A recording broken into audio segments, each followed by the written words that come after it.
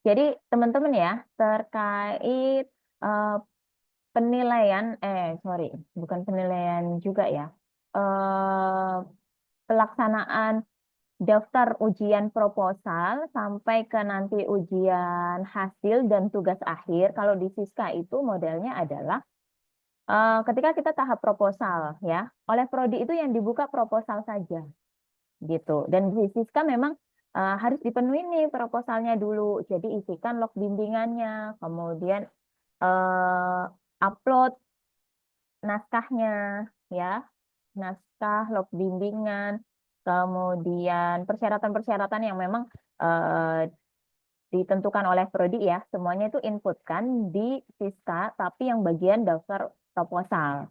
Nah, ketika dosen penguji itu sudah menilai, nilainya akan diinputkan lagi di Siska ya. Untuk nilai yang aman kan batasnya 70 nih. Nah, dari 70 kemudian em, oleh prodi itu akan istilahnya itu di ACC ya atau disetujui bahwa proposal ini bisa dilanjutkan ke ujian hasil ya. Jadi istilahnya nanti nilai kamu itu sudah memenuhi, jadi oleh prodi di stop nih ya, di filter dan nilai 70 sudah bisa melanjutkan ujian hasil. Jadi teman-teman itu mengakses data di apa namanya yang ada di menu proposal itu nggak bisa. Yang bisa di mana? Di daftar ujian TE, daftar tugas akhir gitu. Karena sekarang kegiatan teman-teman kan udah mau daftar ujian hasil kan gitu. Jadi di Siska beralih ke daftar tugas akhir. Nah, di situ nanti ada persyaratannya lagi apa saja gitu kan. Nanti tetap dipenuhin teman-teman. Prosesnya sama kayak waktu daftar ujian proposal ya. Jadi log bimbingan harus diisi. Log bimbingan ini mulai dari awal ya, progres awal. Karena gini, kalian kan di proposal itu ya di proposal itu kan penilaiannya bab 1 sampai bab 3 gitu ya. Nah, nanti di daftar sorry, di ujian hasil penilaiannya itu bab 1 sampai bab 5 abstrak lengkap gitu ya. Jadi log bimbingannya ikut gitu. Jadi waktu proposal kalian melakukan bimbingan itu berapa kali itu diinputkan kembali di daftar TA gitu. Karena memang penilaiannya mulai dari apa namanya bab 1 sampai bab akhir TA ya. Gitu.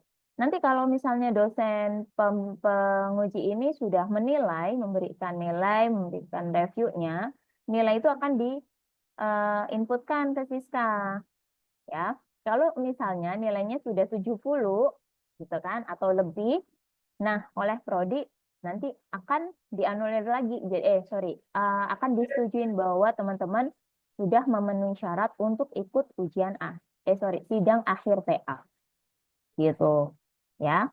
Tapi nanti di sidang akhir TA itu validasi berkas itu sudah nggak di ranah prodi, tapi di ranahnya BAAK gitu. BAK nanti akan meminta berkas misalnya nih KTP, kemudian ijazah SMA, kemudian apa ya? Jadi memang dokumen-dokumen tersebut itu kepentingannya untuk apa namanya pengurusan yudisium.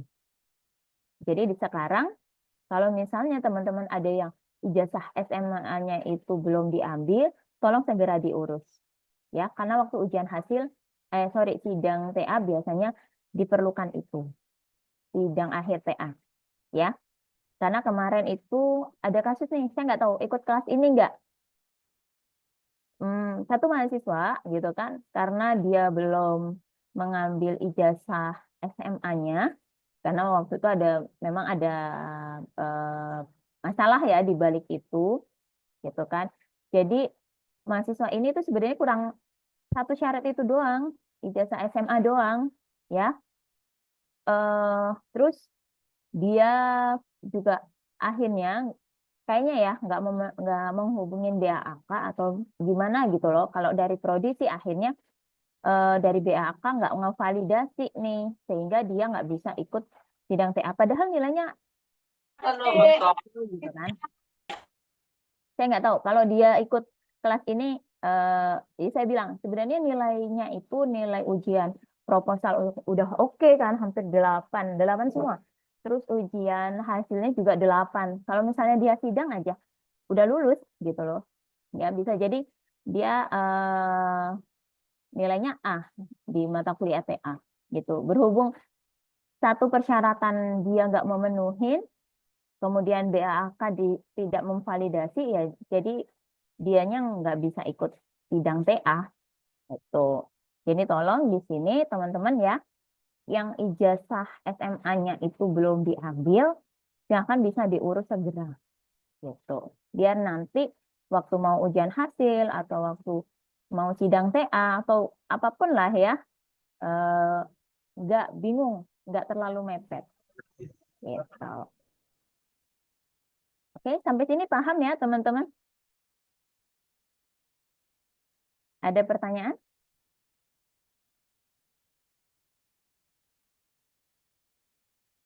Oke, cukup ya. Nah, oke. Khususnya ini untuk kelas ah, untuk kelas weekend ya. Oke. Ada pertanyaan Bu, kalau nanti ujian hasil ada apa ini? Ada revisi juga kah? Nah, itu saya yang nggak tahu ya. Karena biasanya hasil pendaftaran ujian hasil, penilaian dengan pendaftaran sidang akhir itu cukup cukup mepet banget waktunya. Untuk melakukan revisi pun mungkin nggak terlalu apa namanya banyak waktu ya. Gitu. Ya. Sembari saya ini kan ya teman-teman, saya share screen untuk diskusi hari ini ya. Sembari saya reminder juga untuk waktu pelaksanaan ujiannya. Gitu.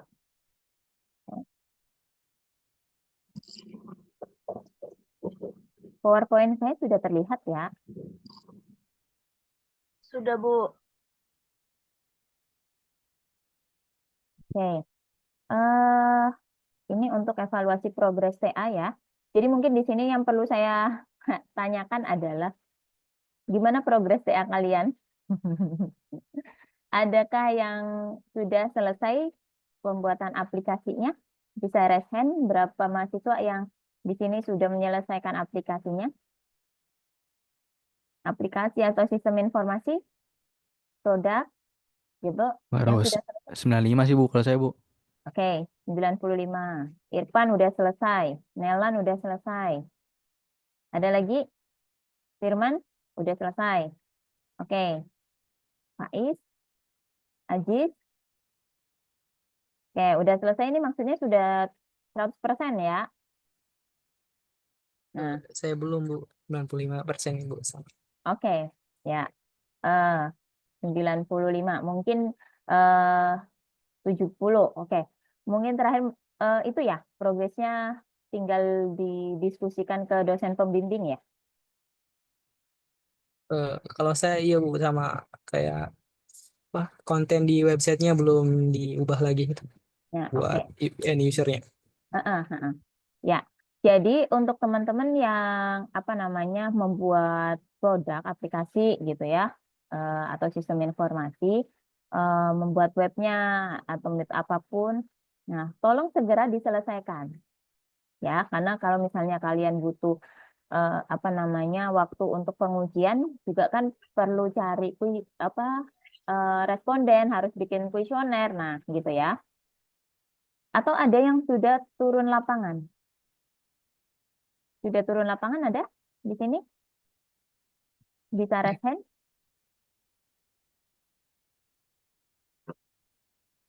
Yang sudah turun lapangan? Ada?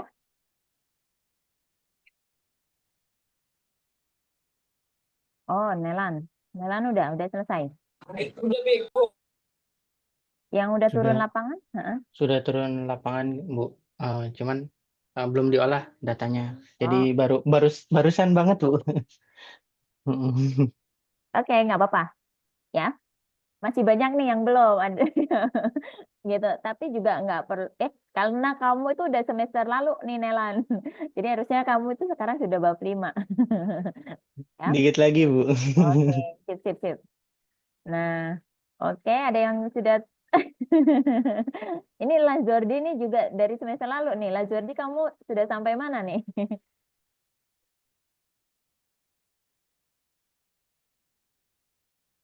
Nih, kemarin kan gagal proposal, Bu. Ya, terus sekarang gimana? Udah berhasil nggak proposalmu, Lazordi? Iya, bukan kemarin sama ibu juga di review, belum direvisi. Banyak kan, banyak banget Bu revisinya. Saya lupa. Cuma saya tahu nama kamu itu sudah setahun sama saya. Semoga ini udah tahun terakhir ya, Lazordi ya. Sudah sampai mana kamu, Lazordi? Oh, revisi ding. Ya. Iya Bu, revisi yang kemarin belum semuanya sih. Ada yang harus ditanyain ke dospem juga. Mm-mm. Ya, oke. Nah, gitu ya. Jadi teman-teman yang mungkin kalau untuk apa namanya, bentar, turun lapangan belum banyak yang itu ya, belum banyak yang melakukan, tapi memang seharusnya sih sudah mulai dipikirkan kapan waktu yang targetnya ya. Wait. Atau ada yang sudah selesai bab 5? Selesai bab 5? Sudah selesai sampai bab 5? Ada? Mungkin bisa raise hand? Belum? Belum ada. Ya, oke deh.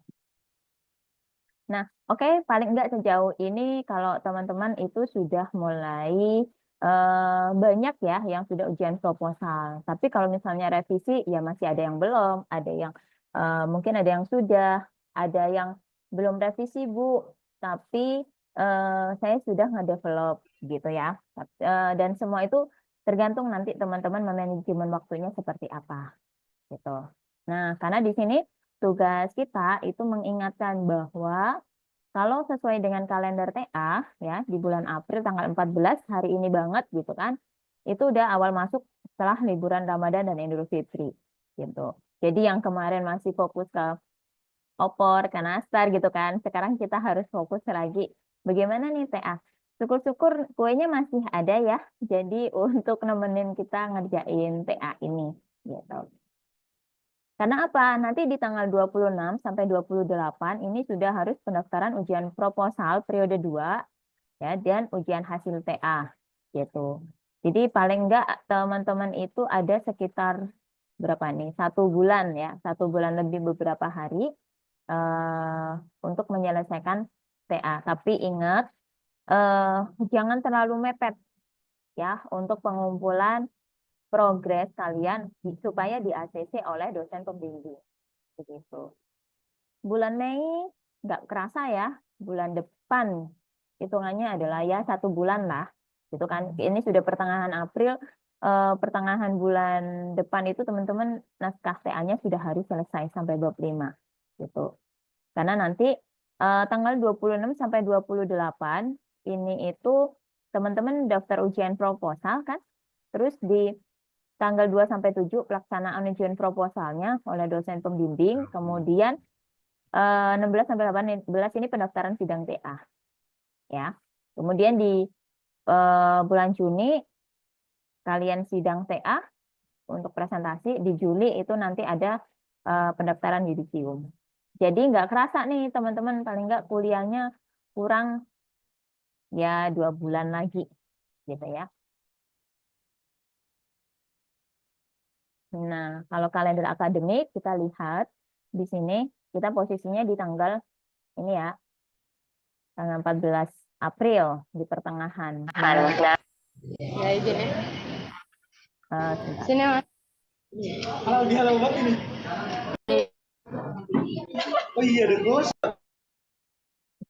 Oh, aman.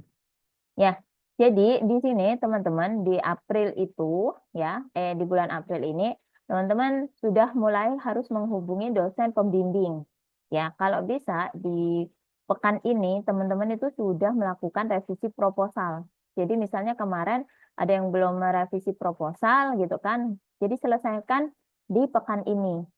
Revisi proposal sudah selesai dan syukur-syukur kalian itu sudah dapat tanda tangan dosen pembimbing dan dosen penguji pada surat persetujuan revisi. Gitu. Bentar. Nah, ya. Karena di pekan depan teman-teman sudah harus lanjut ngedevelop lagi ya. Paling nggak ngedevelop itu seminggu gitu kan. Terus misalnya kalian ada pengujian ya, pengujian cari responden seminggu 2 minggu. Nah, itu juga harus dibarengin dengan penulisan naskah bab 4 ya. Kita memang pengumpulannya pendaftaran ujian hasil itu di tanggal 26 sampai 28 Mei.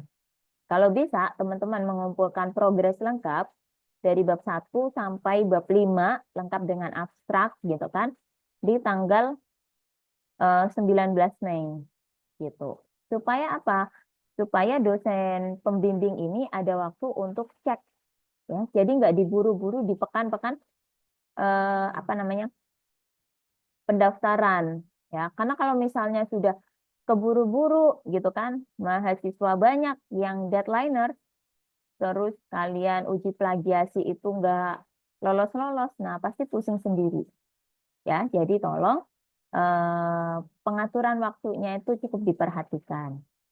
Nah, di sini perlu diketahui teman-teman bahwa tanggal 26 sampai 28 Mei ini kan pekan untuk daftar ujian hasil.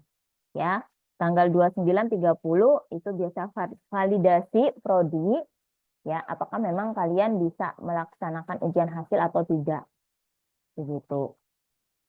Validasi dari persyaratan gitu kan. Kemudian ada form-form apa yang memang ditetapkan oleh prodi. Dan jangan sampai kejadian kayak proposal ya. Jadi banyak yang lalai, harus bikin surat pernyataan, ada SP, nah seperti itu. Jadi tolong jangan melakukan kesalahan yang sama di waktu ujian proposal. Gitu. Makanya kenapa jauh-jauh hari juga saya akan reminder ya. Nah, ini tanggal 29-30 biasanya validasi oleh prodi, kemudian tanggal 2 ya, 2 Juni nih. Juni kita lihat. Nah, 2 sampai 7 Juni itu masa-masa penilaian. Gitu. Masa penilaian dosen penguji pada naskah hasilnya. Ya, naskah hasil TA kalian. Nah, penilaian naskah ya, jadi belum presentasi. Ini penilaian naskah, teman-teman nggak usah memberikan kabar gitu kan bahwa ujian hasil harus presentasi gitu. Selama saya nggak bilang ada presentasi, jadi nggak usah menghembuskan isu-isu yang sensitif ya. Jadi di sini hanya ujian naskah. Gitu. Di Juni awal tanggal 2 sampai 7, kemudian biasanya nilai ujian hasil kalian itu akan bisa diakses tanggal 9, 10, maksimal 11. Gitu ya. Karena sering terjadi adalah mungkin dosen yang telat memberikan nilai atau yang lainnya ya. Jadi paling enggak Juni di tanggal 11 lah terakhir. Nah, di sini perlu diperhatikan teman-teman bahwa hanya ada nggak sampai 1 minggu ya, hanya ada tiga hari. 14 ini libur ya, 14 sore Sabtu. Oke, mungkin hanya 2 hari ya, 12-13.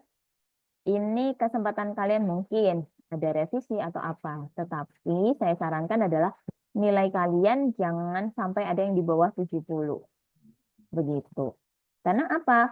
Karena untuk tanggal 16, 16 Juni ini kita jadwalnya adalah pendaftaran sidang TA. Jadi 16 sampai 18 ini jadwal teman-teman daftar sidang TA.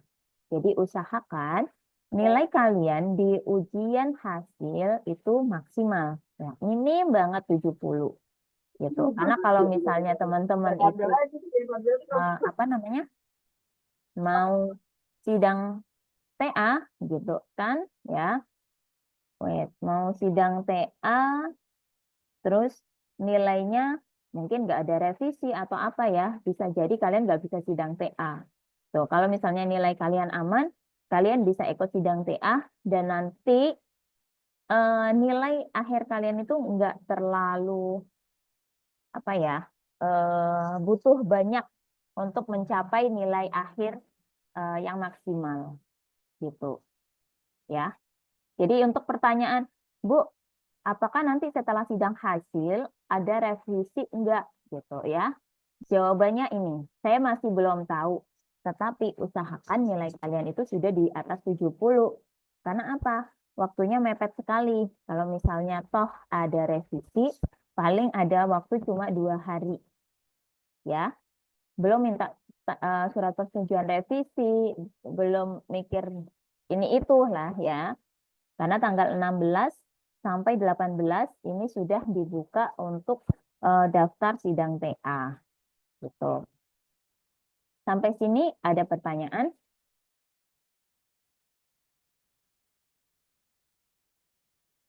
Bisa dipahami?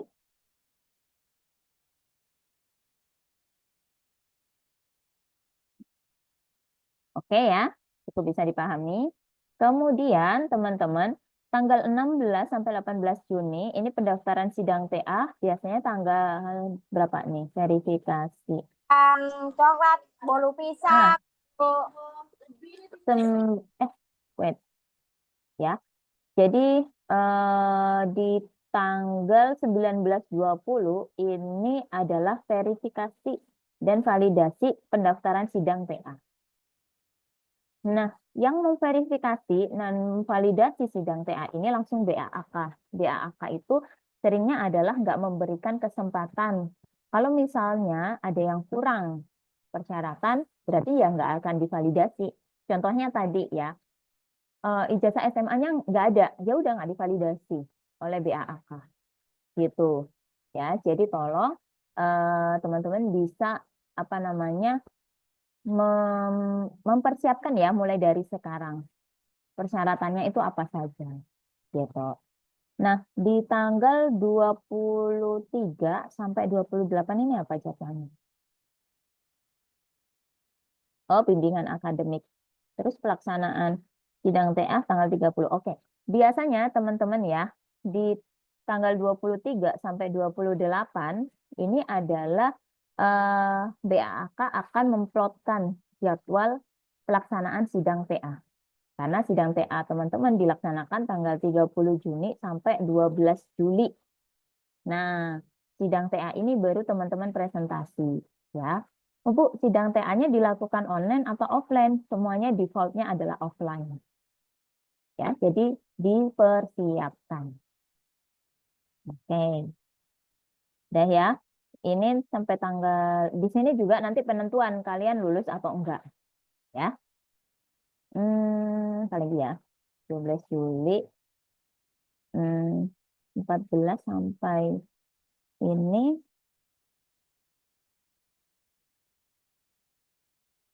14 Juli. Saya revisi 7 sampai 19. Oh, berarti tanggal 7 Juli sampai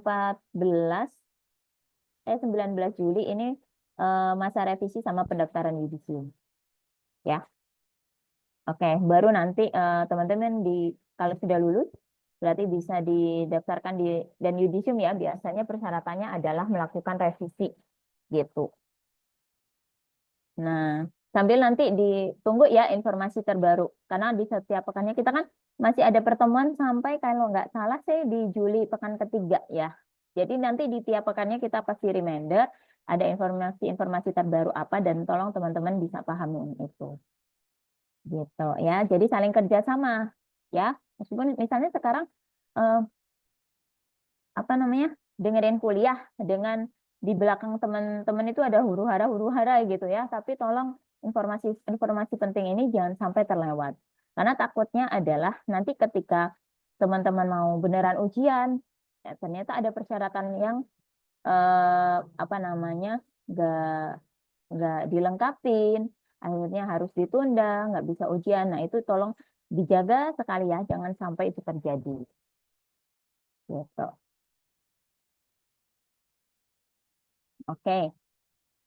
Dari sini sudah paham atau ada pertanyaan? Silakan.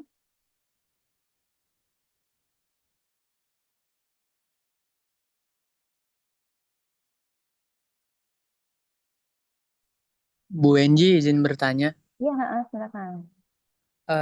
Jadi kan kalau semisal revisi itu kan dilakuin juga sama yang nilainya di atas 70 ya Bu. Mm-mm. Nah kalau yang nilainya di atas 70 itu kira-kira butuh surat persetujuan juga nggak Bu dari dosen penguji? Iya, Jadi Oke. Jadi gini, semua yang udah ujian proposal dapat rubriknya dan dapat masukan dosen itu sebenarnya wajib untuk merevisi. Harapannya apa? Masukan-masukan dosen itu sudah dipertimbangkan ya dan dimasukkan ke dalam naskah. Supaya apa? Supaya hasilnya nanti waktu pengerjaan ujian hasil itu lebih berkualitas gitu. Nah, pengalaman kalau yang dulu itu nggak ada nih revisi seperti itu. Alhasil ya kemarin yang dikomentarin itu masih ada waktu ujian hasil gitu. Nah, banyak banyak ya kasusnya di SI mungkin di TI juga. Kalian berpikirnya gini, nilai saya nggak sampai 70 gitu kan. Ya udahlah, saya revisi. Yang penting nilai saya 70 dulu gitu. Ya, oke, nilainya aman. Tapi untuk poin-poin lain yang sebenarnya perlu direvisi tapi kalian nggak merevisi itu, ya, nanti akan ketemu waktu sidang hasil. Ya, kalau saya sebagai penguji, ketika saya memberikan masukan ini latar belakang harus direvisi gitu ya. Nilainya misalnya cukup harus direvisi, tapi kalian nggak melakukan revisi. Ya, sampai di ujian hasil tetap nggak direvisi. Itu akan saya berikan nilai kurang. Ya, kenapa? Biar jadi perhatian kalian bahwa ini loh ada poin yang memang perlu kalian revisi. Gitu. Ya, itu kejadian di waktu saya nguji.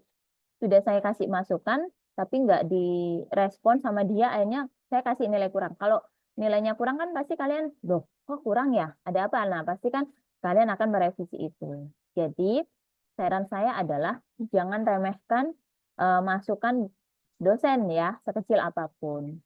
Tetap baca, pertimbangkan, diskusikan dengan dosen TA-nya. Kalau misalnya memang dosen TA dosen pembimbing gitu ya, dosen pembimbing saya nggak setuju dengan masukan penguji.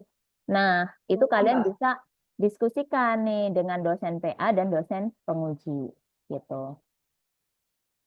Ya. Baik Bu. Terus nantinya surat persetujuannya itu dikirim ke form atau enggak tuh Bu? Soalnya saya lihat di Telegram ya.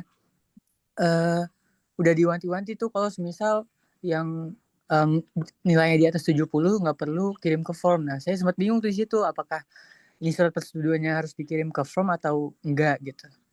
Kayaknya nggak perlu deh, tapi surat persetujuan revisi itu untuk syarat syarat daftar ujian hasil. Gitu. Oke, baik Bu. Terima kasih Bu Enji. Makanya kenapa saya sarankan adalah diurus di pekan-pekan ini supaya nanti ketika kalian mengerjakan progres ya itu nggak sampai kelewat dan nggak sampai waktu ini mau daftar ujian hasil saya belum minta surat tanda tangan surat persetujuan revisi. Nah kalian ngerempongin lagi nih dosen pengunci ya di tanggal-tanggal 26 sampai 28. Nah itu kebanyakan dosen itu nggak bakalan respon. Nanti kalau beliau-beliau nggak respon, kalian sendiri yang juga bingung ya. Jadi tolong itu disegerakan. Begitu. Oke? Cukup jelas ya. Baik Bu, terima kasih Bu. Nah, oke. Ada pertanyaan ijazah SMA, SMK itu buat sidang ya Bu? Iya, biasanya sidang akhir. Gitu. Ya, tapi segera dipersiapkan. Oke. Untuk presensi kayaknya itu deh. Nanti lewat link ya, teman-teman. Jadi nggak usah saya isi izin presensi. bertanya, Bu. Sebentar. Nggak usah isi presensi di chat room ya. Nanti Mbak Azra yang akan share apa namanya link presensinya. Oke, silakan Ahmad Waluyo. Iya Bu, saya izin menambahkan Bu. Kebetulan saya sudah mengajukan revisi dan sudah ditandatangani baik oleh penguji sama eh, dosen pembimbing Bu. Jadi pertama teman-teman kita ke awalnya itu justru ke dosen penguji dulu. Pertama kita yang jelas udah benerin dulu dari rubrik penilaian, udah direvisi, terus ke dosen penguji, baru kalau dosen penguji udah disetujui, udah ditandatanganin, baru ke eh, dosen pembimbing kayak gitu. Via Japri Telegram ya, itu sih paling Bu. Ya. Thank you. Oke, sorry Ahmad Waluyo, kamu dosen pengujinya siapa? Saya Pak Lukman, untuk dosen pembimbingnya Bu Tiffany Bu. Oh, oke ya. Jadi untuk dosen pembimbingnya Pak Lukman ya? Kembali Bu, Oh, sorry. pembimbingnya Bu Tiffany, Nah. untuk pengujinya Pak Lukman. Oke, berarti untuk yang pengujinya Pak Lukman ini bisa menghubungin Pak Lukman ya, kalau misalnya memang ada pertanyaan atau beberapa yang memang nggak dipahamin gitu kan, bisa ditanyakan ke Pak Lukman, terus nanti diserahkan ke Pak Lukman sudah oke, biasanya langsung di tanda tanganin gitu, ya. Nanti baru ke dosen pembimbing. Ya, boleh. Makasih ya masukannya, Waluyo. Sama-sama Bu. Ya, oke. Saya izin bertanya, Bu. Ya, boleh, silakan. Kan penelitian saya kan implementasi di sekolah gitu ya, Bu. Nah, kalau minta surat persetujuannya itu ngambilnya di mana ya, Bu? Mintanya, Bu? Surat apa? Buat Izin penelitian. ditandatanganin ke sekolahnya sana, Bu. Oh, kalau izin penelitian, sorry, di sini yang sudah urus apa namanya surat izin penelitian siapa ya?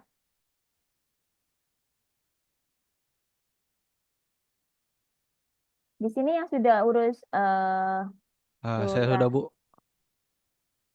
Oh, Nelan ya? Itu mintanya ke siapa, Nelan? Kalau buat ini surat izin penelitian itu ada platformnya, Bu. Jadi nanti namanya tuh Lisa Nurul Fikri ASID. Oh, di Lisa. Terus? Terus nanti ada ininya, Bu. Ada menu buat pengajuannya. Nanti ada pengajuan buat BAK. Banyak sih menunya. Ada yang buat ke perpus, ada yang buat ke keuangan gitu, Bu. Jadi udah by online. Tadi pagi ya. Saya tuh udah print, Bu. Mau ke BAK, terus ditolak. Kenapa? Harus via online semua sekarang. Nggak bisa di fisiknya gitu. Oh, gitu. Berarti baru ya per hari ini? Udah diumumin sih, Bu. Cuman saya tuh ini baru baca sekarang. Enggak, soalnya Saya baru kalau baca tadi pagi. yang sebelum Lebaran kayaknya masih bisa deh offline gitu loh. Iya, pengumumannya baru juga sih, Bu. Nah, iya. Berarti coba bisa itu nggak di share nggak linknya ke chatroom, Nelan? Oh ini udah ya ke Mbak Lisa ya. Untuk yang mau minta ini saya perlu juga nih kayaknya. Bentar. Jadi kalau misalnya nanti ada penelitian kan saya bisa ke sini nih. Nah, di apa namanya grup kalian udah bisa komen nggak sih di grup TA Prodi TI atau hanya admin aja? Belum, Bu. Belum bisa, Bu Enji. Oh, belum bisa ya, masih ditutup sama Mbak Faras. Coba deh nanti saya buka. Oh, not untuk akun loginnya pakai akun admisi. Ya, oke. Coba deh nanti apa namanya di reminder ya biar dibuka. Jadi untuk informasi ini bisa di-share ke apa namanya ke grup juga. Ya. Oke. Ada pertanyaan lagi, teman-teman? Cukup? Izin tanya Bu. Ya, silakan. Untuk perubahan judul pada daftar ujian proposal itu ke siapa ya Bu? Requestnya ya Bu? Judul itu kamu sudah di-ACC oleh dosen pembimbing nggak? Jadi kemarin salah satu revisinya itu ada terkait judul juga. Jadi untuk daftar ujian proposal yang sudah naik itu masih pakai judul yang lama gitu, Bu. Proposalmu mungkin di Siska udah nggak bisa diedit ya? Iya, Heeh. bagaimana ya, Bu? Apa ke Kavaras langsung ya? Enggak, nanti aja waktu mau apa namanya ujian hasil. Jadi langsung diedit manual di situ, di Siskanya. Oh, berarti masih bisa ya, Bu, nanti ya, Bu? Masih bisa. Sampai nanti setelah yudisium pun masih bisa kok. Oh, Itu. maksudnya saat ini kan kita masih belum bisa ngedit ya, Bu? Iya, belum bisa karena belum dibuka kan. Oh iya, iya. Cuma log Bu. bimbingan aja yang sudah kan. Yang terpenting gini, ketika saran dosen pembimbing, penguji kamu adalah ganti judul gitu. Nah, di naskah TA-mu udah diganti judulnya ya, meskipun di Siska belum. Gitu. Tapi nggak ngaruh sih, yang ngaruh kan nanti progres naskah TA kamu. Gitu. Ya. Baik, terima kasih, Bu. Oke.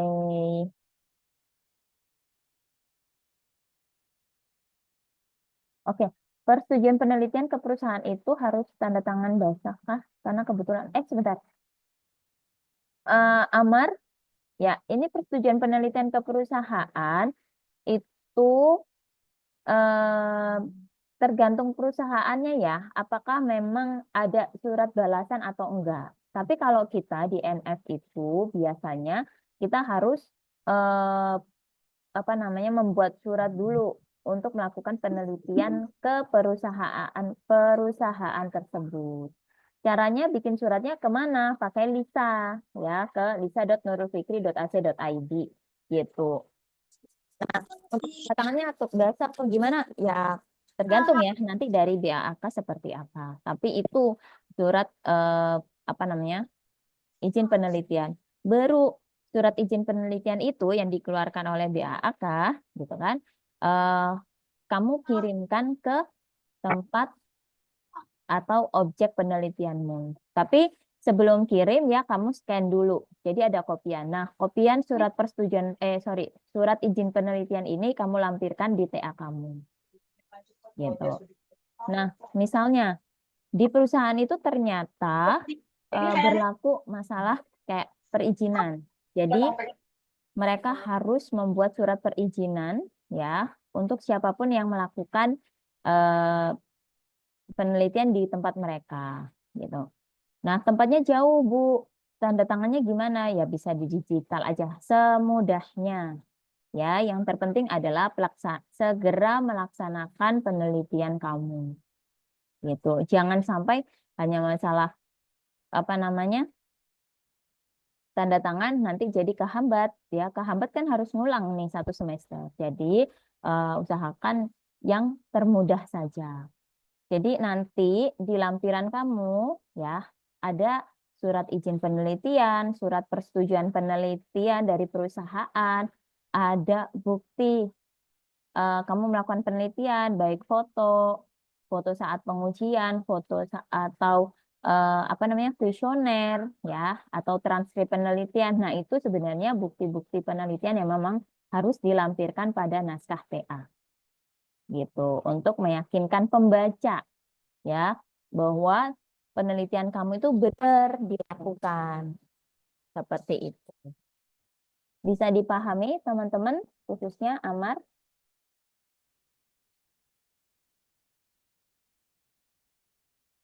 Amar, aman? Oke. Oke. Ada pertanyaan lagi? Cukup? Oke. Ya, next. Ini saya buatkan progres wajib TA ya, teman-teman. Kalau per bulan, di bulan Maret bulan Maret lalu, teman-teman sudah ikut ujian proposal ya. Bu, kalau yang belum ikut ujian proposal gimana? Berarti bisa ikut di Mei. Tapi konsekuensinya adalah teman-teman ujian hasilnya adalah di semester depan. Ya, nggak bisa di semester ini. Kemudian di April atau bulan ini, kalian harus sudah revisi ujian proposal TA, tanda tangan surat persetujuan revisi ke dosen penguji dan dosen pembimbing. Ya. Kemudian ada progres pengerjaan bab 4. dari pembuatan aplikasi, pengumpulan data, dan penyusunan hasil penelitian. Ini sudah harus dilaksanakan di bulan April. Makanya di awal tadi saya bilang, saya tanyakan progres kalian sudah sampai mana? Bu, saya aplikasinya 95%. 70%. Ya. Nah, tolong bisa dikebut ya di pekan ini. Gitu. Kalau bisa pekan ini, maksimal banget pekan depan. Ya, karena kalian harus nggak cuma buat aplikasinya, tapi pengujiannya seperti apa, dan penyusunan naskah bab 4 itu istilahnya gini, satu bab 4, tapi penyusunannya harus detail. Semua hasil pembuatan aplikasi di setiap tahapannya harus di screenshot. Nah, hasil screenshotan ditaruh di naskah dan itu harus dimaknai.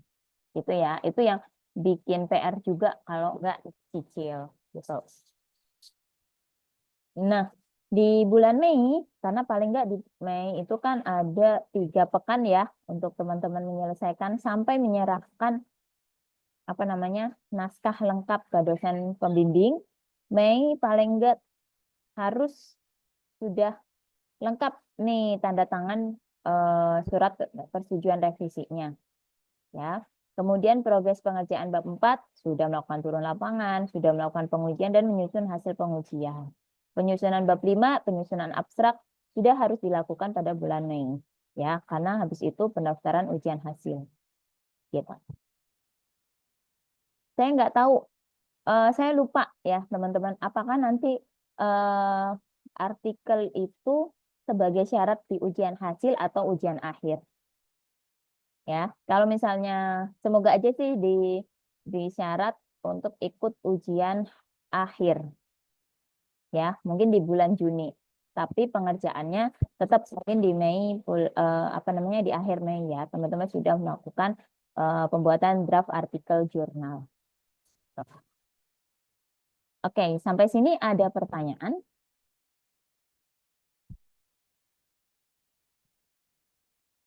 Nggak ada? Oke, nggak ada ya. Nah, mungkin pertanyaan lanjutan. Jadi, sudah sampai mana progres kalian hari ini? Ya, jadi itu yang perlu teman-teman bangkitkan lagi. Ya, pekan ini saya harus menghubungi dosen pembimbing. Apalagi teman-teman weekend nih. Weekend kan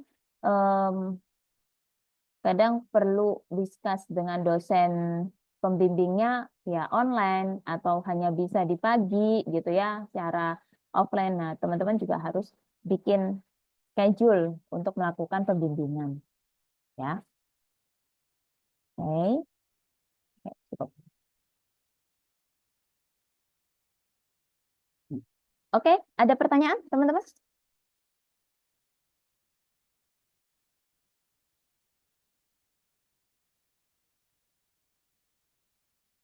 Nggak ada? Nah, oke, nggak ada. Wait. Kemarin itu sempat saya itu ya cek beberapa TA gitu. Kemudian ada beberapa temuan yang sebenarnya di kelas TA ini itu lebih memperhatikan template TA. Penulisan template TA-nya harus sesuai dengan pedoman, ya. Dan template TA yang memang sudah ditentukan oleh prodi. Gitu. Karena dari beberapa yang saya lihat hampir semuanya itu masih ada kesalahan. Dan saya nggak tahu nih apakah memang sudah dikomentarin oleh dosen pembimbing kalian. Ya, kalau udah dikomentarin, alhamdulillah. Jadi memang kalian harus merevisinya. Tapi kalau misalnya belum dan itu terlewat, tolong teman-teman bisa cek lagi ya. Jangan sampai nanti masalah template itu juga jadi temuan waktu ujian hasil. Gitu. Sebentar, mana ya? Hijri Azam Asqalani ada di sini nggak? Hijri ada di kelas ini nggak, teman-teman? Nggak ada. Al-Fatur Fatur Muhammad Zidan? Nggak ada. Ini. Cahya Gita? Cahya Gita ada? Bagas Fauzan? Bagas? Bagas ada nggak? Hadir, Bu. Oke, Bagas. Saya izin ini ya, sambil tanya sih di TA kamu. Iya, Bu. Baik. Kamu dosen pembimbingnya siapa? Pak April, Bu. Oh, Pak April. Penguncinya? Waduh, saya lupa namanya, Bu. Sebentar, Bu, saya cek dulu.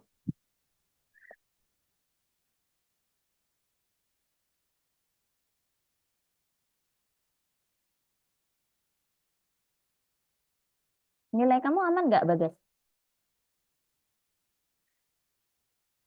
Aman, Bu. Oke.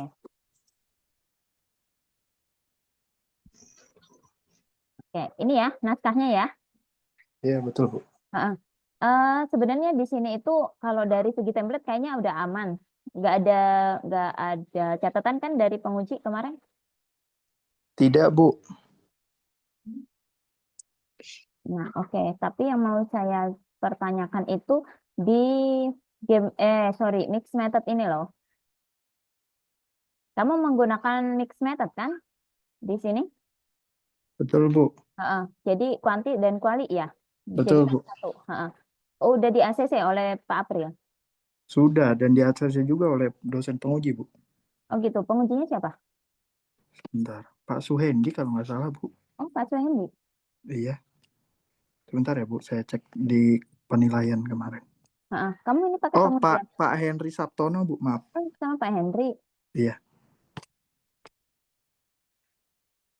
Kamu mix methodnya apa dulu? Kuanti dulu apa kuali? Kenapa, Bu? Kamu kuantitatifnya pakai kuanti dulu ya? Iya, Bu. Kuesioner. Betul. Habis itu Kualinya dari wawancara, Bu. wawancara, pemilihan informan sama kayak responden. Beda, Bu. Respondennya ada berapa? Responden wawancara hanya 5, Bu. Informannya?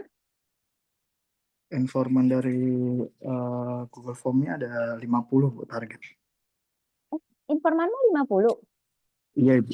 Itu hanya target, Bu. Karena kan saya juga ngambil scraping dari ulasan di App Store juga, Bu. Oh, kamu ini pakai analisis sentimen ya? Iya, Bu. Kamu wawancara langsung apa ini ambil komentar? Ambil komentar iya, Google Form iya, wawancara iya, Bu.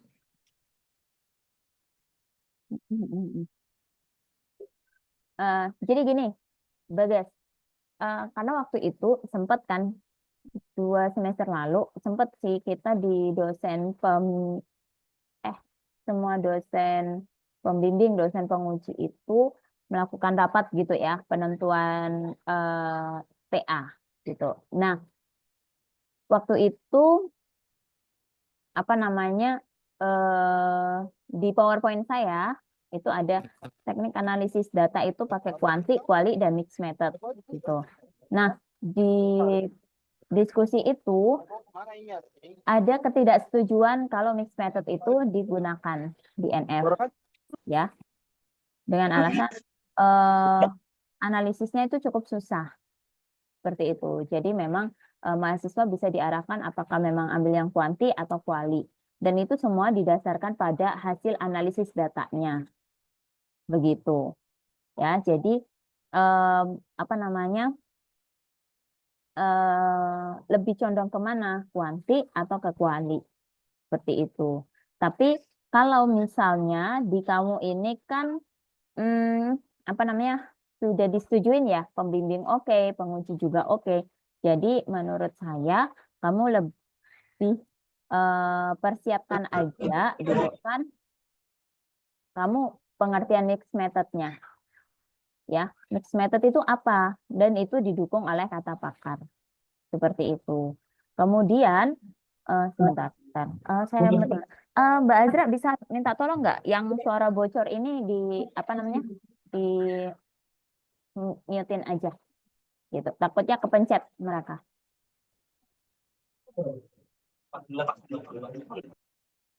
Ya, gitu. Jadi tolong kamu kalau misalnya memang pakai mix method, misalnya gini nih, pendekatan mix method dipilih untuk mendapatkan pemahaman yang lebih komprehensif, gitu ya. Nah, menurut pakar mix method itu apa? Gitu. Nah, tahapan mix methodnya itu mau kuanti dulu atau kuali dulu? Gitu. Apa namanya? Misalnya nih, kuanti gitu kan. Nah, pengertiannya kuanti itu apa? Itu juga harus didukung oleh kata pakar. Kuali itu apa? Didukung oleh kata pakar. Begitu. Kemudian pemilihannya, kenapa kamu kuantinya hanya ambil 5 ya? 5 informan. Dan kenapa kok untuk informannya atau di sisi kualitatifnya itu lebih banyak? Itu juga harus didukung dengan alasan yang kuat. Nah, kalau saran saya, kamu cari dasarnya adalah menurut kata pakar atau berdasarkan penelitian terdahulu gitu. Sehingga nanti waktu penguji kamu itu bertanya, kamu bisa menjawab. Ya, jadi jawabannya bukan karena kan waktu itu apa namanya pembimbing sudah setuju gitu ya, atau kata penguji atau kata siapapun begitu. Karena mix method ini kayaknya susah ya. Terus apa namanya alasan pemilihan responden ya, kenapa hanya apa namanya hanya 5, kenapa targetnya 50, itu kan pasti ada dasarnya ya gitu Bagas. Baik, Bu. Terus agak saya hanya gimana ya memberikan saran ya Bagas ya. Jadi ketika saya sih berharapnya naskah kamu itu nanti bisa disitasi oleh adik-adik cutting kamu, nanti luaran TA kamu itu juga bisa apa namanya disitasi gitu ya. Nah, harapan saya adalah naskah kamu cukup bagus dan nggak hanya puas di TA ini gitu. Tapi apa namanya karena memang targetnya bagus itu paling enggak kamu lengkapin ya. Baik. Kemudian sebentar ini kayaknya ada yang nggak beres nih.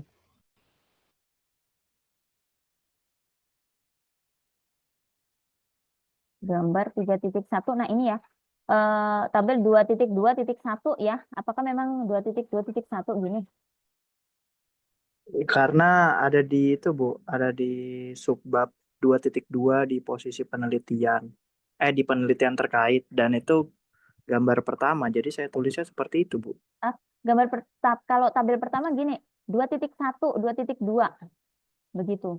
Oh, walaupun dia di subbab 2.2 tetap nulisnya 2.1, Bu. Iya, itu artinya tabel ini ada di bab 2, ya ada di bab 2 nomor tabel ke-1, bab 2 nomor tabel ke-2 gitu.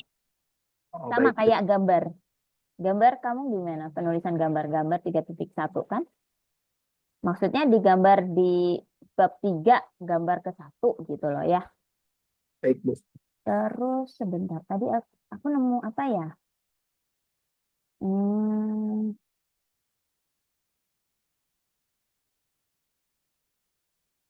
Nah, ini ya. Dan teman-teman juga kalau penulisan naskah jangan berikut adalah beberapa penelitian ya, tapi tulis aja pada tabel 2.2 merupakan penelitian terkait yang membahas tentang apa-apa-apa gitu ya. Jadi judul tabelnya ini kalian tuliskan di paragraf. Itu ada penilaiannya di rubriknya ada ya. Terus penulisan tabel itu nggak harus italik ya, penulisan judul tabel, judul gambar itu nggak harus italik kecuali itu adalah istilah asing. Ya. Bisa dipahami teman-teman, Bagas? Bisa, Bu. Ya, jadi itu bisa. Nah ini kalau kalian apa namanya di posisi penelitian ini juga harus dikata-katain dulu. Jadi ada paragraf pembukanya dulu ya. Ini. Jadi subjudul, paragraf pembuka, baru tabelnya. Subjudul, paragraf pembuka, baru gambarnya gitu. Jadi gambar itu letaknya ada di tengah-tengah paragraf yang membahasnya. Ya, jadi misalnya kayak gini posisi penelitian.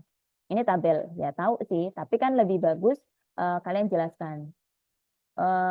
Posisi penelitian pada penelitian ini sudah dituliskan gitu ya. Secara ringkas dituliskan pada tabel 2.2. Nah, kayak gitu. Ya, baru nanti setelah posisi penelitian baru kamu jelaskan, nggak apa-apa. User experience ya, ini harusnya di italic gitu kan. Ini Mobile Legend, jadinya kamu italic apa enggak? Bagas. Italic, Bu. Italic, berarti judul kamu harus italic nih. Oh iya, Bu. Maaf, Bu, ada nggak fokus waktu itu. Ya, jadi konsistensi gitu. Nah, ini sebenarnya apa namanya? Simple, tapi kalau terlalu banyak bikin puyeng yang ngoreksi. Gitu. Kalau nggak percaya tanya aja ke dosen pembimbing ya. Dosen pembimbing atau dosen pengujimu gitu. Makanya kenapa template itu ada penilaiannya sendiri. Ya. Mungkin itu ya, Bagas. Itu sih yang perlu saya tanyakan. Apalagi kalau kamu pakainya mixed method gitu. Bentar.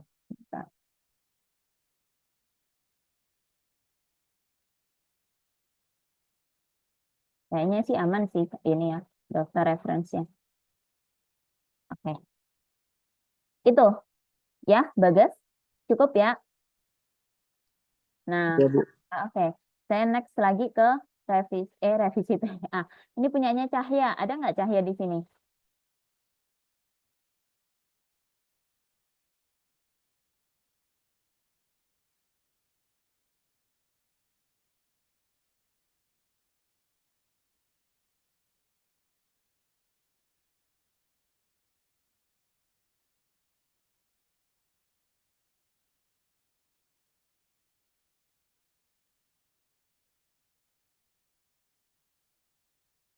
Oke. Bagas ada masukan ya dari Ahmad Waluyo. Kalau misalnya di judul atau title atau nama sesuatu itu nggak italic seharusnya. Tapi tergantung. Itu kalau nama aplikasi memang nggak harus di italic ya. Jadi misalnya kayak WhatsApp, kemudian misalnya Mobile Legend itu nama game ya, game Mobile Legend gitu kan, gamenya aja. Atau Mobile Legend game. Game bahasa Inggrisnya apa sih? Bahasa Indonesianya apa sih? Kamu Game, udah Bu. Game, Hah? game. Game, Bu. Game gini tulisannya. Enggak, GIM. Oh, GIM ya. Game ya. Nah, kamu tergantung. Ini kamu pakai ejaan bahasa Inggris atau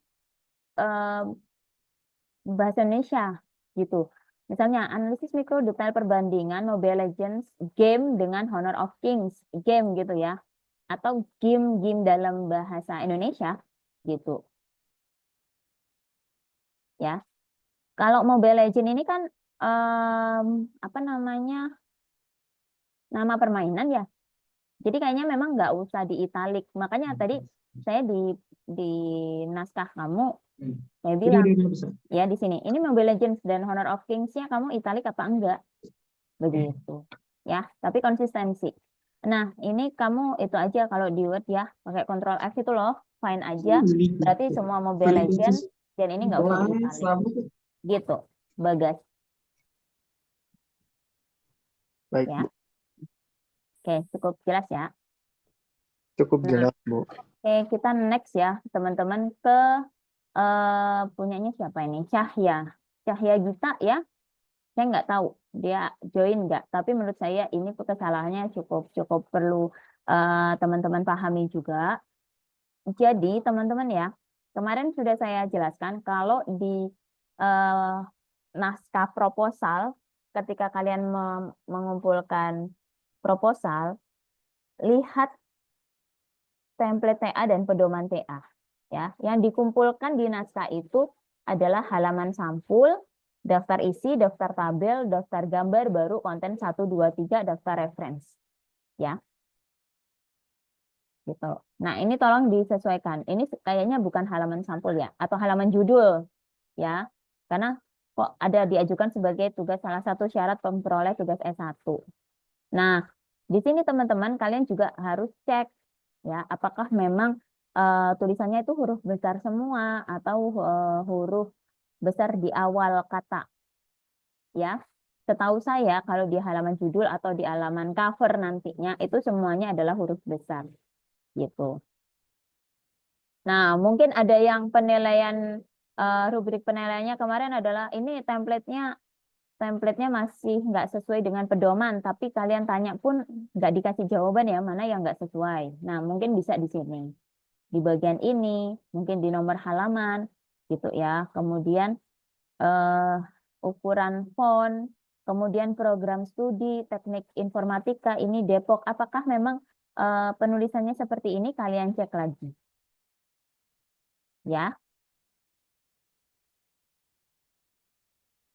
Nah, kemudian penulisan halaman. Apakah memang daftar isi, daftar gambar itu penulisan halamannya menggunakan angka Arab ya, atau angka seperti ini, atau angka Romawi gitu. Nah, ini tolong diperhatikan. Ini namanya referensi atau daftar pustaka ya. Nah, gambar ini kan istilah asing ya, design thinking, jadi harus di italik. Nah, seperti itu. Ini hardware, software, ini kalau istilah asing juga harus di italik. Nah, ya. Jadi teman-teman semuanya bisa melihat ke naskah TA-nya masing-masing ya. Kemudian disesuaikan dengan rubriknya. Begitu. Wait. Nah, itu ya, ini Cahya kayaknya nggak ada dianya. Nah, oke, saya stop share. Kemudian ada lagi nih yang di Alfatur ada nggak di sini? Alfatur masuk kelas ini nggak? Nggak ada ya? Nah, ini juga teman-teman. Terlihat ya? Oke. Ya, word-nya terlihat ya teman-teman? Nah, di sini Alfatur itu, karena dia mengumpulkan tugas waktu itu, progres proposal dikumpulkan, nah dikumpulkan seperti ini. Nah, kalau misalnya ini kan harus sesuai ya, di template TA itu kayaknya covernya nggak begini deh. Gitu. Jadi tolong teman-teman yang di sini masih seperti ini, judul ini nggak boleh ya, ini harus dihapuskan. Gitu, ini salah. Jadi judulnya langsung perancangan desain prototype website next stop up, tapi huruf besar semua ya, menggunakan metode design thinking. Nah, untuk misalnya design thinking itu penulisannya italik, jadi istilah asing ya, jadi harus di italik. Begitu. Tugas akhir. Nah, kemudian ini program studi teknik informatika ya. Kok ada Februari 2025? Setahu saya di template itu nggak usah ada bulan, tapi langsung tahunnya. Nah, ini ya. Ini tuh simple tapi ngeganggu. Begitu. Jadi tolong diperhatikan.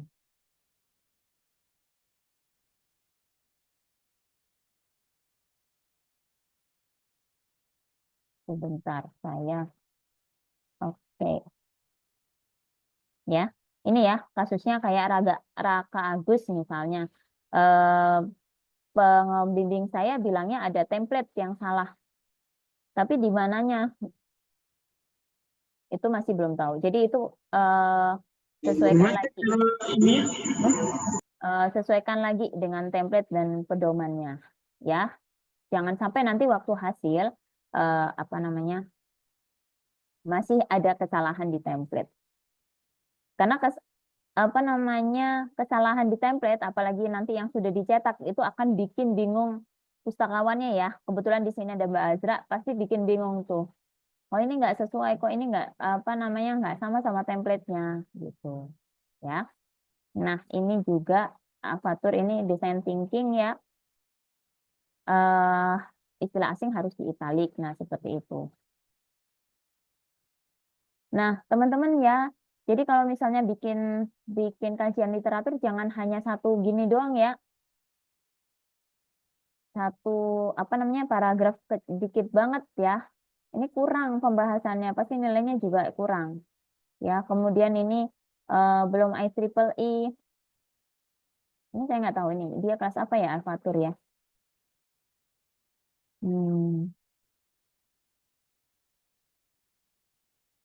Nah, tolong ya teman-teman yang di kelas ini jangan sampai seperti ini. Ini kadang dosen pembimbing akan ngecek nggak sih secara template?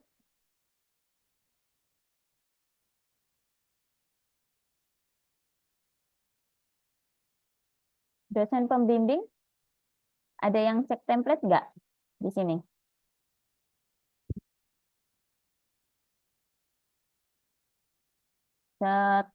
Apa namanya pengalaman teman-teman? Dosen pembimbing?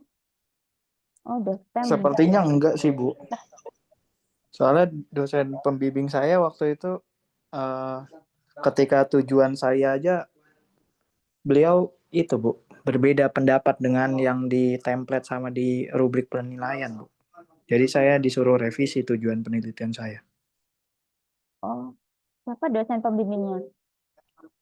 Pak April, Bu. Kenapa katanya Pak April? Jadi waktu tujuan penelitian kan harusnya sesuai dengan masalahnya ya, Bu ya. Masalahnya apa, tujuannya apa gitu kan, Bu. Iya, rumusan masalah. Nah, waktu itu beliau bilang katanya apa namanya tujuan dan rumusan masalah itu berbeda gitu.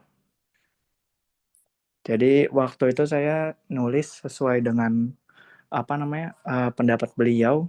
Terus waktu diuji oleh Pak Henry saya ini, Bu, disuruh revisi. Nah iya gitu. Kalau saya sih iya. Jadi rumusan masalah itu kan pertanyaan penelitian.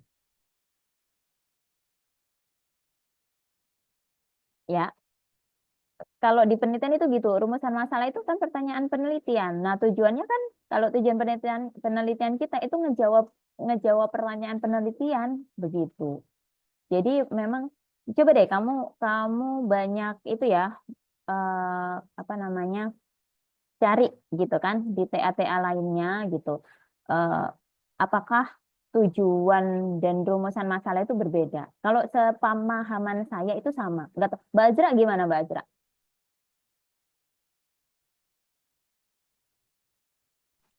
Pemahaman saya pun juga sama, Bu. Waktu itu saya juga pertama kali tujuannya itu untuk menyelesaikan rumusan masalahnya, tapi ketika bimbingan katanya tujuan dengan rumusan masalah itu berbeda-beda, kata Pak April. Katanya kalau tujuan tuh misalkan tujuannya ke Bogor, nah masalahnya apa katanya gitu. Kan jadi masalahnya tuh berbeda kalau pandangan beliau begitu, Bu. Tapi waktu dapat catatan dari Pak Henry, beliaunya gimana?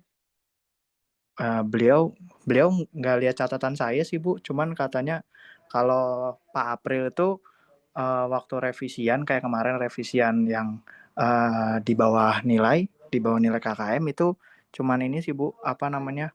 Cuman minta tanda tangan aja. Jadi beliau nggak mau apa namanya? Nggak mau ngelihat lagi, Bu. Jadi langsung urusannya sama dosen penguji kata beliau gitu. Oh ya oke. Terus kalau kamu seretnya di mana Bagas? Apa, Bu? Kalau kamu seretnya gimana? Diubah sesuai penguji atau gimana? Kalau saya kan yang nilai penguji, Bu. Ya saya ngikutin penguji, Bu. Ya sih, karena setahu saya gini, tujuannya kemana? Ke Bogor. Terus masalahnya apa? Ya gimana cara kita ke Bogor gitu kan? Iya, Bu, betul. Kalau beliau bilang gitu, misalkan nggak ada motor atau misalkan bannya rusak atau gimana, nah itu masalahnya gitu. Tujuannya berbeda, kata beliau begitu, Bu. Iya, iya, iya, iya. Tapi kalau misalnya gini, Rumusan masalahnya gimana?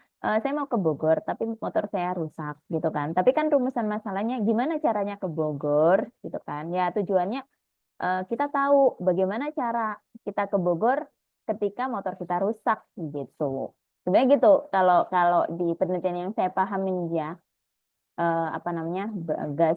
Tapi mungkin ya itu tadi Pak April mempunyai pemahaman yang berbeda. Cuma di sini kamu bisa perkuat lagi. Misalnya kata kamu baca gitu ya. Menurut pakar itu rumusan masalah itu apa? Tujuanmu itu apa? Sehingga ketika ada dosen-dosen yang seperti ini, kamu itu bisa mempertahankan pendapatnya kamu. Begitu. Bukan untuk itu ya, menyalahkan juga enggak ya. Nah, kalau bisa gini, baik Apaan? Pak. Aku nggak dengar kamu ngomong apaan. Sebentar. Ini nah, kayak gitu ya. Jadi bisa jadi kalau misalnya kembalikan, begitu ya Pak. Bapak boleh saya tahu nggak referensinya apa ya gitu. Jadi kamu bisa memperkaya pengetahuanmu sendiri juga ya. Jadi boleh seperti itu. Misalnya Pak April bilang kayak gitu, ada referensinya nggak Pak untuk saya pelajari lebih lanjut. Nah seperti itu ya. Karena istilahnya adalah kita belajar ya. Oke, tapi tetap sih semuanya balik lagi ke peneliti ya. Oke, ada yang jangankan template Mr. Rojul direview tiap kata ya, kalau Pak Rojul cukup detail ya. Jadi memang ada beberapa dosen yang agak nggak mengingatkan template, ada yang itu. Karena ada yang kayak gini teman-teman, template kan sudah dibahas di kelas TA dan saya sudah kembalikan, iya di kelas TA sudah dibahas, tetapi untuk apa namanya, apakah template itu sudah digunakan atau enggak, itu dikembalikan ke mahasiswanya. Apakah mahasiswa cukup aware dan sudah melihat pedoman dan template dalam penyusunan TA-nya atau belum? Ya, karena semua yang menanggung akibatnya adalah mahasiswa sendiri. Ya, jadi tolong nanti bisa lebih hati-hati ya, jangan sampai nanti waktu ujian hasil masalah template itu yang harusnya nilainya bisa sangat baik jadinya kurang ya. Kalau cukup sih nggak masalah, tapi kalau kurang ini yang agak bermasalah ya. Hijri Azam ini sama juga kasusnya ya, jadi tolong teman-teman yang lain perhatikan bagaimana penyusunan TA kalian itu sesuai dengan template dan pedoman TA. Begitu. Bu, saya boleh nanya nggak, Bu? Iya, boleh. Silakan. Di bab 2 saya itu kan disuruh revisi sama Pak Henry. Katanya bab 2 saya terlalu singkat gitu, Bu. Itu minimal kalau kajian literatur tuh per subbab berapa sih, Bu? Saya ngasih 2 paragraf aja masih dibilang Iya. singkat, Bu. Minimal berapa, Bu? 3 Paling gitu? nggak 3. Oh, baik, Bu. 3, 4. Kalau 1 terlalu itu. Kayak gini loh. Apa namanya? Bentar. Misalnya nih ya, misalnya kamu itu ngebahas tentang sistem informasi gitu kan. Nah, paling enggak di sistem informasinya kamu itu lebih banyak membahas tentang sistem informasi dari definisi ya, berbagai pakar gitu. Di paragraf 1 tentang definisi, kemudian nanti di paragraf 2 tentang manfaat atau kegunaan, keunggulan, terus nanti di paragraf 3 membahas sistem informasi itu di bagian apa, begitu. Ya. Baik, Bu. Bisa terjawab nggak? Terjawab, Bu. Soalnya saya nulisnya tiap subbab tuh 2 paragraf doang, Bu. Ya, kayaknya kurang. Kalau misalnya memang bisa dimaksimalkan lebih baik gitu. Jadi harapannya adalah nanti pembacamu itu akan banyak dapatkan pengetahuan baru dari naskah TA kamu. Ya. Jadi kan saya bilang, naskah TA itu nggak hanya untuk kepentingannya penyelesaian TA sekarang, tapi bagaimana kita menyajikan banyak informasi, banyak pengetahuan ya untuk pembaca-pembaca naskah kita selanjutnya. Seperti itu. Ya. Baik, Bu.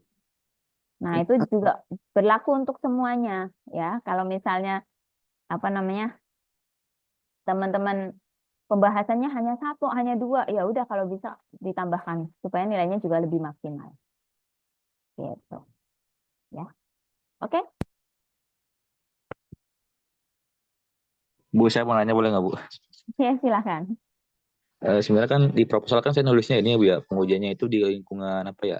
Di server gitu ya, di server gitu ya Bu. Nah, itu kan butuh biaya Bu. Nah, misalkan kalau misalkan prakteknya itu saya di apa? Di komputer lokal tuh bisa nggak Bu? Apa tergantung kebijakan dosen pembimbing sama dosen penguji Bu? Enggak, itu tergantung ke peneliti. Kamu pengujiannya di mana dan alasannya apa? Udah. Kamu cukup jelaskan aja, misalnya Pak, saya pengujiannya lewat lokal aja, gitu ya, karena memang ada keterbatasan biaya. Tuliskan aja di batasan masalah untuk pengujian di penelitian ini dilakukan di server lokal, begitu. Atau bisa ditambahkan di saran. Sarannya adalah peneliti selanjutnya dapat mencoba ini ya, melakukan pengujian di apa namanya di luar ya. Pokoknya nggak di lokal gitu loh. Itu jadi masukan. Jadi kamu di batasan masalah tuliskan, di saran juga tuliskan. Begitu. Oke Bu. Sebenarnya sama aja sih Bu di lokal ataupun server ya. Soalnya bisa juga sih di lokal. Nggak apa-apa, tapi tulis aja di batasan masalah. Kamu dosen pembimbingnya siapa? Pak Henry Bu. Tambahkan aja. Kebetulan kan saya fokus ke ya Bu ya. Nah itu kan saya cuma implementasi Waju doang tuh. Buat apa keamanan webnya gitu ya Bu ya. Nah itu jadi bisa Bu di lokal juga bisa Bu. Iya, nggak apa-apa. Tapi kan kalau kita melakukan penelitian itu kan harus terbuka gitu ya. Jadi kamu tuliskan aja di batasan masalah. Untuk pengujian ini dilakukan di lokal. Meskipun sebenarnya nggak ada efeknya ya. Di lokal bisa, di server bisa kayak gitu. Tapi kamu tuliskan juga baik kok. Menurut saya ya. Tergantung nanti dosen pembimbing sama dosen penguji kamu. Begitu. Oke Bu, terima kasih Bu. Oke. Cukup? Ada pertanyaan lagi, teman-teman? Izin Bu, mungkin Ya. satu pertanyaan dari saya. Tadi follow up dari yang Rama Fajar ya. Saya pakai ini Bu, environment-nya itu pakai cloud. Nah itu ada sih biaya. Nah itu biayanya itu perlu ditambahin di apa ya? Ya di naskahnya itu nggak sih Bu? Kayaknya nggak perlu deh. Kamu tulis nominalnya gitu kan? Iya betul Bu. Iya kayak apa? Penyewaan server berapa lama gitu dan uh, selama penelitian ini tuh menghabiskan biaya berapa gitu Bu? Enggak perlu. Kecuali kamu apa namanya mengajukan proposal penelitian yang memang nantinya akan didanai. Oh oke, siap Bu. Gitu. Tapi kalau itu nggak perlu. Siap Ya. Bu. Hitungannya adalah ya memang kita peneliti harus keluar modal udah gitu ya. Iya Bu, betul. Nggak cuma mahasiswa kok, dosen juga gitu. Ya. Jadi harus keluar modal juga ya, entah nanti apa beli ya, kita beli software pengolahan data gitu kan juga kadang ada yang beli ya, dan takut kalau misalnya bajakan juga hasilnya nggak akurat atau apa kan gitu ya. Ya, Bu. Kecuali kalau misalnya kamu mengajukan proposal pembiayaan penelitian, nah baru tuh masukkan semuanya dana-dana yang harus dikeluarkan ya. Siap Bu, makasih Bu. Oke, ada lagi yang lain?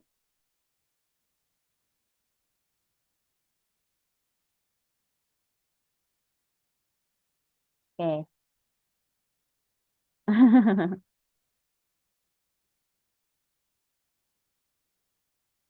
Nah, Bu, kalau misalnya dosen pembimbing, dosen penguji beda beda pendapat gimana ya, Bu? Ya udah ikutin kata hati kamu ya.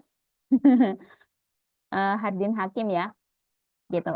Kenapa ini kamu Hardin Hakim? Emang pengujian kamu pakai apa? Kuantitatif apa kualitatif?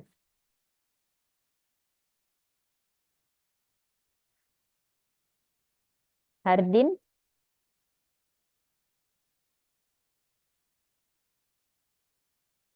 Saya bingung Bu, soalnya pada beda. Nah, gitu.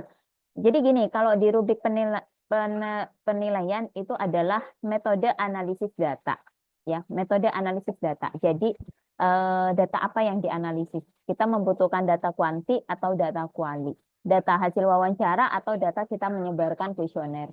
Misalnya, Bu, saya pakainya black box testing tapi menggunakan kuesioner. Ya, misalnya kalau black box testing itu gini nggak sih teman-teman? Atau UAT ya, misalnya fitur ini bisa diakses. Iya, tidak gitu nggak sih?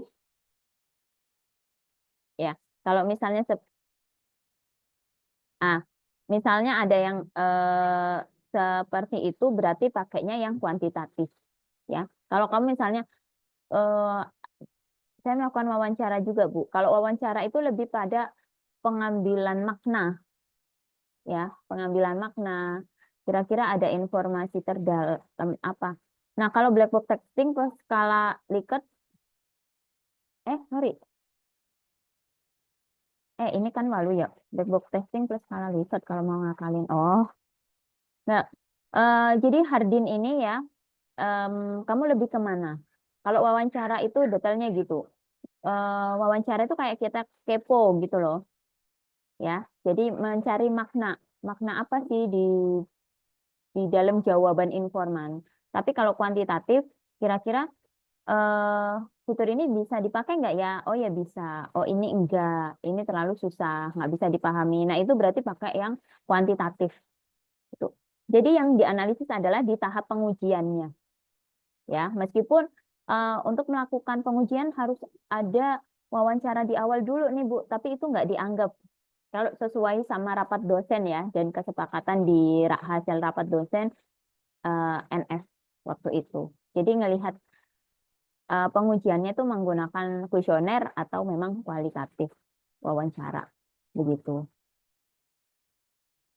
Ya.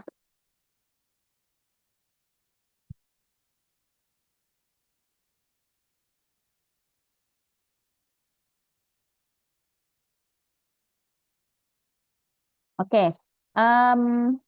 Gini, untuk penyajian data ya, Bu, black box testing ya, itu ditulis di bab 2 atau 3 atau malah di bab 4.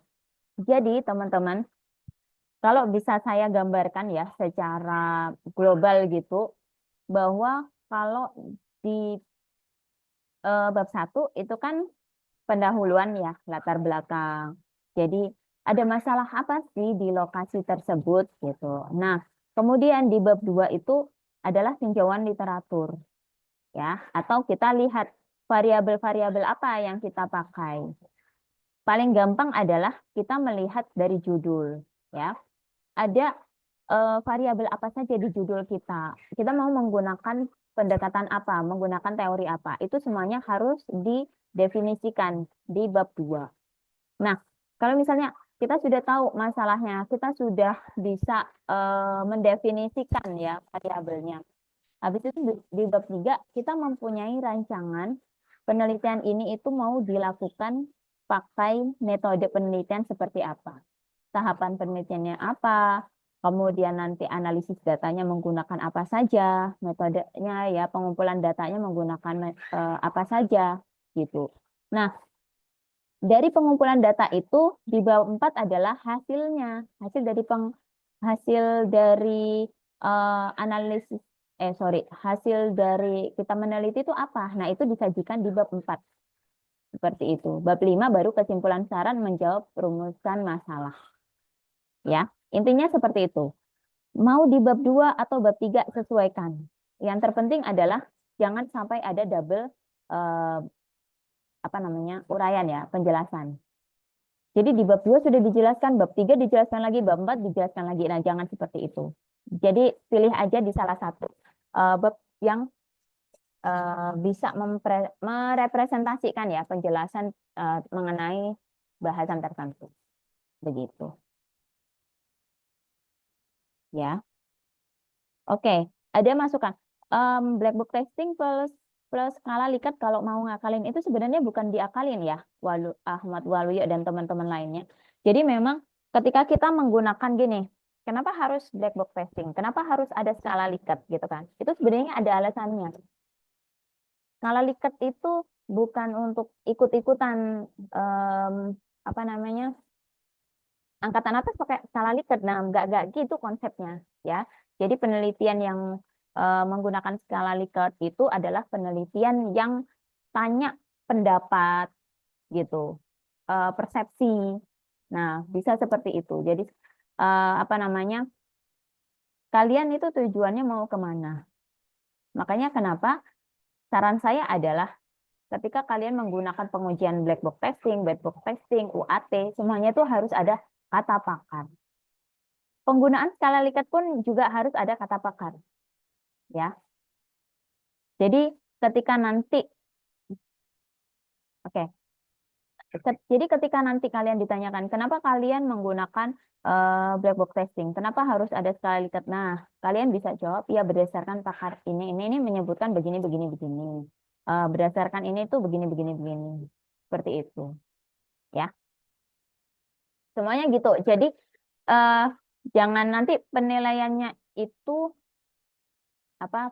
Jadi jawabannya itu enggak ya kata kakak tingkat seperti itu di TA kakak tingkat enggak gitu ya jawabannya. Jadi jawaban penelitian itu harus berdasarkan kata pakar, berdasarkan hasil penelitian terdahulu. Nah, itu ya. Oke. Kalau dari Waluya ya, tadinya saya mau mix method Bu, tapi skala Likertnya dengan bentuk kuesioner buat ganti wawancaranya Bu. Jadi biar pakai kuantitatif, ya Bu. Tapi ya itu ya Waluya dan teman-teman lainnya untuk lebih menguatkan pendapat kalian gitu, alasan pemilihan sertakan kata pakar gitu. Dan informasi yang saya sampaikan pun jangan 100% kalian percaya. Makanya kenapa saya langsung bilang cari artikelnya ya. Ya, cari artikelnya, kemudian cari referensinya yang menguatkan memang saya pakai skala Likert karena memang sesuai dengan tujuan penelitian saya dan itu yang akan menjawab hasil memberikan jawaban ya di hasil penelitian ini. Ya. Ada pertanyaan lagi? Ya. Presensi silakan segera dilakukan ya di pengisian form karena mau ditutup. Oke. Saya stop dulu.